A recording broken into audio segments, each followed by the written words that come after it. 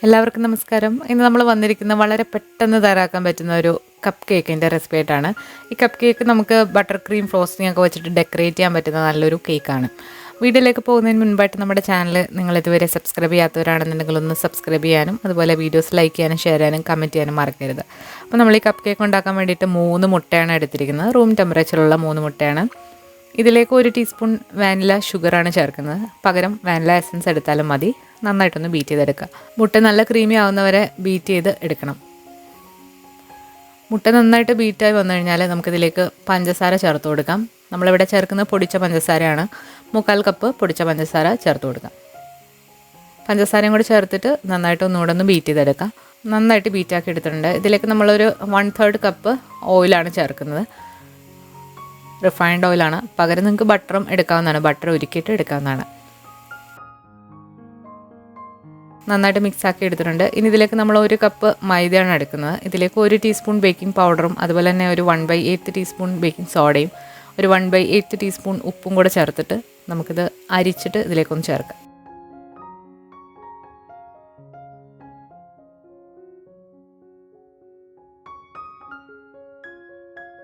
ഇനി ഇതിലേക്ക് നല്ലൊരു എക്സ്ട്രാ ടേസ്റ്റ് കിട്ടാൻ വേണ്ടിയിട്ട് നമ്മൾ 2 ടേബിൾ സ്പൂൺ പാൽപ്പൊടിയും കൂടി ചേർക്കുന്നുണ്ട്. ഇത് ഓപ്ഷണലാണ്. പാൽപ്പൊടി ഇല്ലാന്നുണ്ടെങ്കിൽ നിങ്ങൾക്ക് ഒരു 1/4 കപ്പ് പാല് ചേർത്താലും മതി.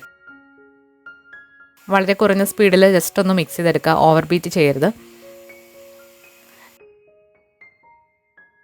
നമ്മുടെ കപ്പ് കേക്കിൻ്റെ ബാറ്റർ ഇവിടെ റെഡി ആയിട്ടുണ്ട്. നമുക്കിനി ഇത് കപ്പ് കേക്ക് മോൾഡിലേക്ക് ഒഴിച്ചു കൊടുക്കാം. നമ്മൾ അത്യാവശ്യം വലിയൊരു മോൾഡാണ് എടുത്തിരിക്കുന്നത്. 6 കപ്പ് കേക്ക് വേണ്ടിയിട്ടുള്ള മോൾഡാണ്.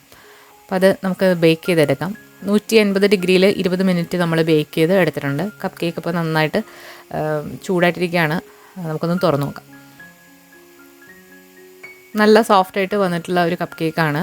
നന്നായിട്ട് തണുത്തതിന് ശേഷം മാത്രം ഇതിലേക്ക് ഐസിങ് ചെയ്താൽ മതി. അപ്പോൾ ഇത് നന്നായിട്ടൊന്ന് കട്ട് ചെയ്തിട്ട് നമുക്കൊന്ന് നോക്കാം.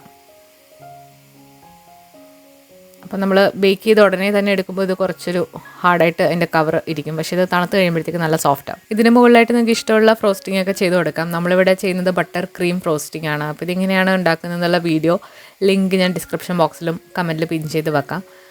അപ്പോൾ ഇത് എൻ്റെ മോളുടെ ബർത്ത്ഡേക്ക് കഴിഞ്ഞ വർഷം ഞാൻ ഉണ്ടാക്കിയൊരു കപ്പ് കേക്കാണ്. ഒരു മെർമെയ്ഡ് തീമിലാണ് നമ്മൾ ഉണ്ടാക്കിയത്. അപ്പോൾ ആ ഒരു കളർ കോമ്പിനേഷനാണ് കൊടുത്തിരിക്കുന്നത്. അതുപോലെ തന്നെ യൂണിക്കോൺ ഒക്കെ വെച്ചിട്ടുണ്ട്. അപ്പം കുട്ടികൾക്കൊക്കെ ഇഷ്ടപ്പെടുന്ന രീതിയിൽ ബർത്ത്ഡേക്കൊക്കെ ഉണ്ടാക്കാൻ പറ്റുന്ന നല്ലൊരു കപ്പ് കേക്കിൻ്റെ റെസിപ്പിയാണ്. അപ്പോൾ ഇതിൻ്റെ ഫ്രോസ്റ്റിങ്ങിൻ്റെ വീഡിയോ നമ്മൾ ലിങ്ക് കൊടുക്കുന്നതാണ്. അപ്പോൾ അതിൽ ഉണ്ടാകും. അതിൽ നോക്കിയാൽ നിങ്ങൾക്ക് കിട്ടും. അപ്പോൾ ഇന്നത്തെ ഈ വീഡിയോ നിങ്ങൾക്ക് ഇഷ്ടമായിട്ടുണ്ടെങ്കിൽ ട്രൈ ചെയ്ത് നോക്കിയിട്ട് അഭിപ്രായങ്ങൾ അറിയിക്കാൻ മറക്കരുത്. പുതിയൊരു വീഡിയോ ആയിട്ട് നമുക്ക് വീണ്ടും കാണാം. താങ്ക്